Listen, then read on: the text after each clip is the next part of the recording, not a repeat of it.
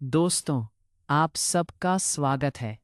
दोस्तों, पढ़ाई पूरी करने के बाद एक छात्र किसी बड़ी कंपनी में नौकरी पाने की चाह में इंटरव्यू देने के लिए पहुंचा। छात्र ने बड़ी आसानी से पहला इंटरव्यू पास कर लिया। अब फाइनल इंटरव्यू कंपनी के डायरेक्टर को लेना था और डायरेक्टर को ही तय करना था कि उस छात्र को नौकरी पर रखा जाए या नहीं। डायरेक्टर ने छात्र का सीवी देखा और पाया कि पढ़ाई के साथ साथ ये छात्र इसी एग्जाम में भी हमेशा अव्वल रहा।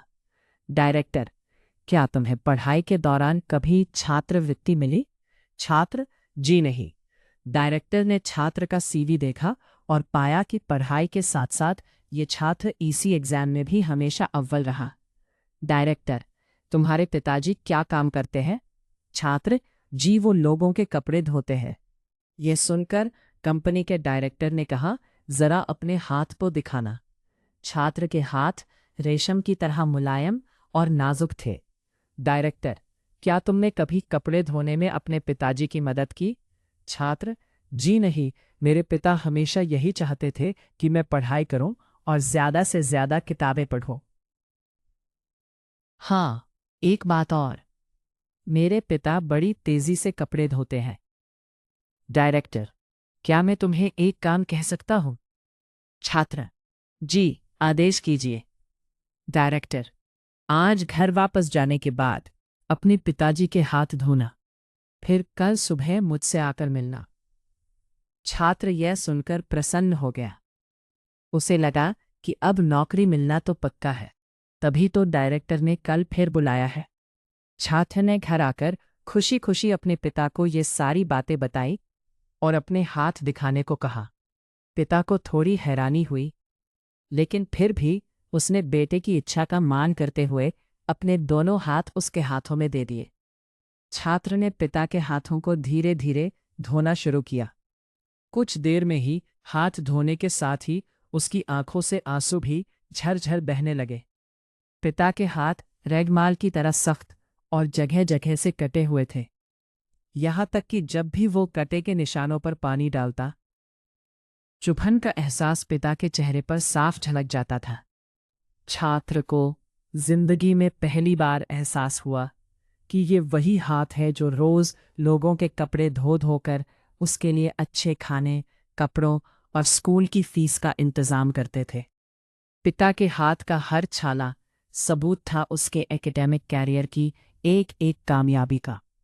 पिता के हाथ धोने के बाद छात्र को पता ही नहीं चला कि उसने उस दिन के बचे हुए सारे कपड़े भी एक एक कर धो डाले। उसके पिता रोकते ही रह गए, लेकिन छात्र अपनी धुन में कपड़े धोता चला गया। उस रात बाप बेटे ने काफी देर तक बातें की। अगली सुबह छात्र फिर नौकरी के लिए कंपनी के डायरेक्टर के ऑफिस में था। डायरेक्टर का सामना करते हुए छात्र की आंखें गीली थी। डायरेक्टर, तो फिर कैसा रहा कल घर पर?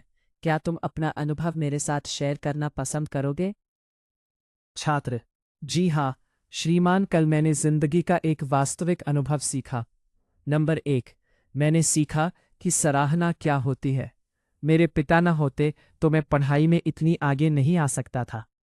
नंबर 2, पिता की मदद करने से मुझे पता चला कि किसी काम को करना कितना सख्त और मुश्किल होता है। नंबर 3, मैंने रिश्तों की अहमियत पहली बार इतनी शिद्दत के साथ महसूस की। डायरेक्टर, यही सब है जो मैं अपने मैनेजर में देखना चाहता हूँ।